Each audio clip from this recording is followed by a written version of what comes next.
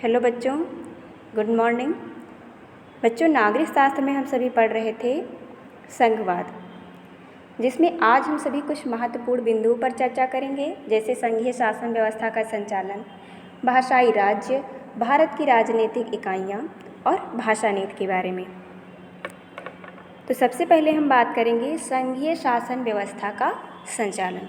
तो आइए जानते हैं संघीय शासन व्यवस्था के संचालन के बारे में। बच्चों, संघीय व्यवस्था के प्रभावी कार्य संचालन हेतु संवैधानिक प्रावधान आवश्यक है। यानी संघीय शासन व्यवस्था के प्रभावी कार्य संचालन हेतु संवैधानिक प्रावधान बहुत ही आवश्यक हो जाता है, क्योंकि संवैधानिक प्रावधान से ही संघीय व्यवस्था प्रभावी तरीके से कार्य कर सकती है। लेकिन बच्चों, यदि भारत में संघीय शासन व्यवस्था प्रभावी हुई है तो इसका कारण मात्र संवैधानिक प्रावधानों भर का नहीं है। यानी यदि भारत में संघीय शासन व्यवस्था है तो इसका कारण मात्र संवैधानिक प्रावधानों का नहीं है। यानी संवैधानिक प्रावधान ही भारत में संघीय शासन व्यवस्था के प्रभावी रूप को नहीं दर्शा सकते हैं। भारत में संघीय व्यवस्था की सफलता का प्रमुख श्रेय भारत की लोकतांत्रिक राजनीति के चरित्र को देना होगा। किसे देना होगा? भारत की लोकतांत्रिक राजनीति के चरित्र को। बच्चों, इसी से संघवाद की भावना, विविधता का सम्मान और साथ रहने की इच्छा हमारे देश में सम्मिलित आदर्श के रूप में स्थापित होना सुनिश्चित हुआ है। अब इसके बाद बच्चों हम बात करेंगे भाषाई राज्य के बारे में। बच्चों, ध्यानपूर्वक समझिएगा, ये सारे टॉपिक बहुत ही महत्वपूर्ण हैं परीक्षा की दृष्टि से। बच्चों, भारत में भाषा के आधार पर राज्यों का गठन लोकतांत्रिक व्यवस्था के लिए गंभीर चुनौती थी। यानी भाषा के आधार पर राज्यों का गठन लोकतांत्रिक व्यवस्था के लिए एक बहुत बड़ी चुनौती थी। 1947 में देश की स्वतंत्रता से लेकर 2013 तक कि अगर भारत के मानचित्र को हम ध्यान से देखें तो इस अवधि में आए परिवर्तनों को हम देखकर आश्चर्यचकित रह जाएंगे। यानी 1947 से 2013 तक के अगर भारत के राजनीतिक मानचित्र को हम ध्यानपूर्वक देखें तो इसमें इतने सारे परिवर्तन आ चुके हैं कि हम आश्चर्यचकित हो जाएंगे, क्योंकि अनेक पुराने प्रांत इतिहास बन गए और अनेक नवीन प्रांतों का जन्म हुआ। साथ ही कई प्रांतों के नाम, क्षेत्र और सीमाएं भी परिवर्तित हुई। बच्चों, आप सभी ने भी देखा होगा कि कई राज्यों के नाम परिवर्तित हुए, उनकी सीमाएं बदली, उनके क्षेत्रों में परिवर्तन आया।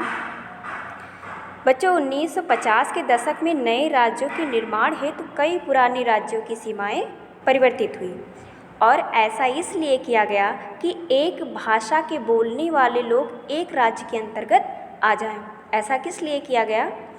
बच्चों, ऐसा इसलिए किया गया कि एक भाषा के बोलने वाले लोग एक ही राज्य के अंतर्गत आ जाएं। बच्चों, तत्पश्चात कुछ अन्य राज्यों का गठन भाषा के आधार पर नहीं बल्कि संस्कृति, भूगोल और जातीयता की विभिन्नता को रेखांकित करने और उन्हें सम्मान देने के लिए भी किया गया। इसके अंतर्गत जैसे नागालैंड, उत्तराखंड और झारखंड जैसे राज्य आते हैं। बच्चों, भारत में जब भाषा के आधार पर राज्यों के गठन की मांग हुई तो कई राष्ट्रीय नेताओं को इस बात का भय था कि इससे देश विखंडित हो जाएगा, यानी देश की एकता खतरे में पड़ जाएगी। और इसी आशंका को ध्यान में रखते हुए केंद्र सरकार ने राज्यों का पुनर्गठन कुछ समय के लिए टाल दिया।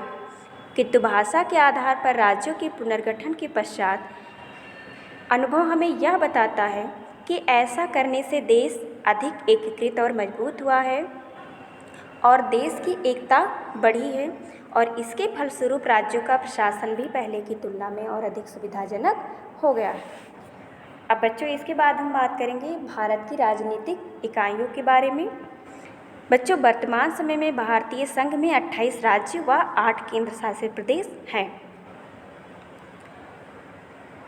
ठीक है बच्चों, और हाल ही में हमने देखा कि जम्मू कश्मीर जो कि पहले राज्य था, उसमें से लद्दाख को अलग करके जम्मू कश्मीर और लद्दाख को केंद्र शासित प्रदेश का दर्जा दे दिया गया। यानी जम्मू कश्मीर और लद्दाख क्या हो गए? केंद्र शासित प्रदेश हो गए। यानी अब भारतीय संघ में 28 राज्य व 8 केंद्र शासित प्रदेश हैं। अब बच्चों बात करेंगे हम भाषा नीति के बारे में।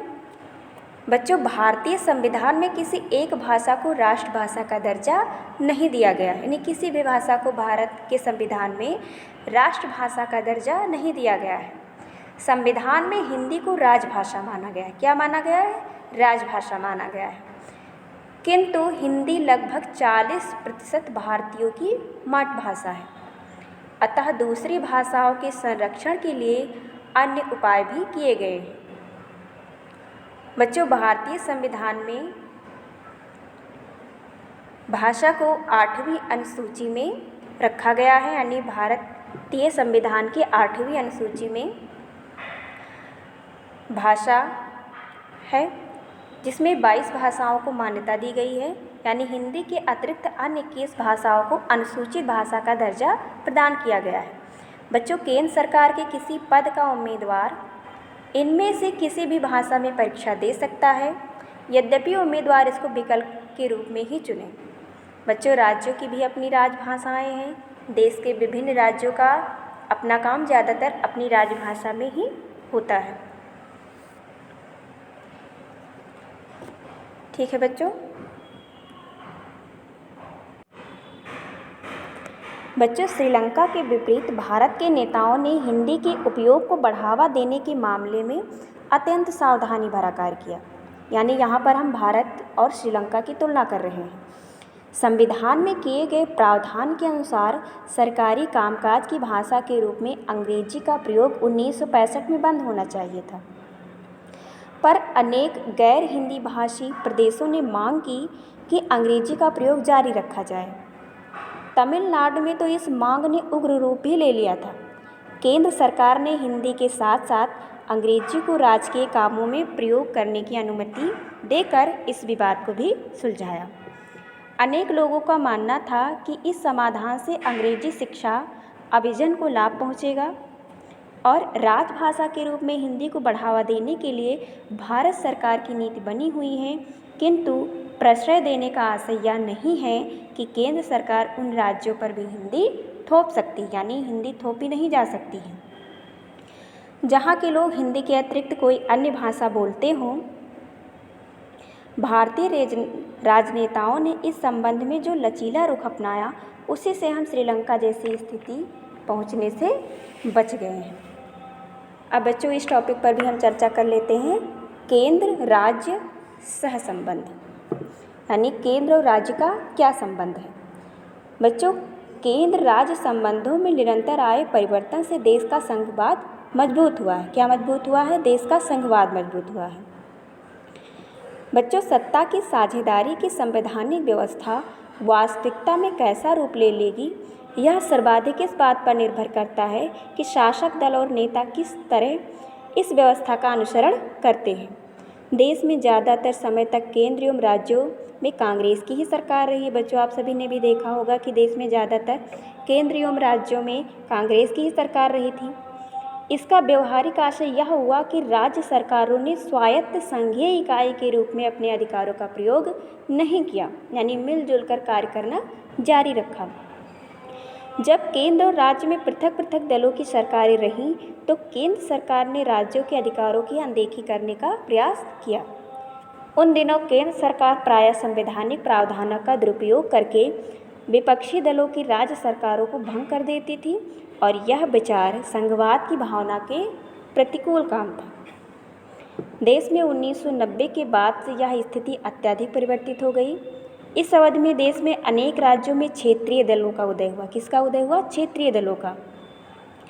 और यही दौर केंद्र में गठबंधन सरकार की शुरुआत का भी था, यानी गठबंधन की सरकारें भी बनने लगीं, क्योंकि किसी भी दल को सरकार बनाने के लिए आवश्यक बहुमत नहीं मिला, यानी जब तक आवश्यक बहुमत नहीं मिलेगा किसी की सरकार नहीं बनेगी। इसीलिए प्रमुख राष्ट्रीय दलों को क्षेत्रीय दलों सहित अनेक राजनीतिक दलों का गठबंधन बनाकर सरकार बनानी पड़ी, और इससे सत्ता में साझेदारी और राज्य सरकारों की स्वायत्तता का आदर करने की नई संस्कृति का जन्म हुआ। और इस प्रवृत्ति को सुप्रीम कोर्ट के बड़े निर्णय से भी बल मिला। इस निर्णय के कारण राज्य सरकार को मनमाने ढंग से भंग करना केंद्र सरकार के लिए कठिन हो गया, और इस प्रकार वर्तमान में संघीय व्यवस्था के अंतर्गत सत्ता की साझेदारी संविधान लागू होने से तत्काल वाले कालखंड की तुलना में अधिक प्रभावी है। ठीक है बच्चों, आगे का हम अगली क्लास में पढ़ेंगे।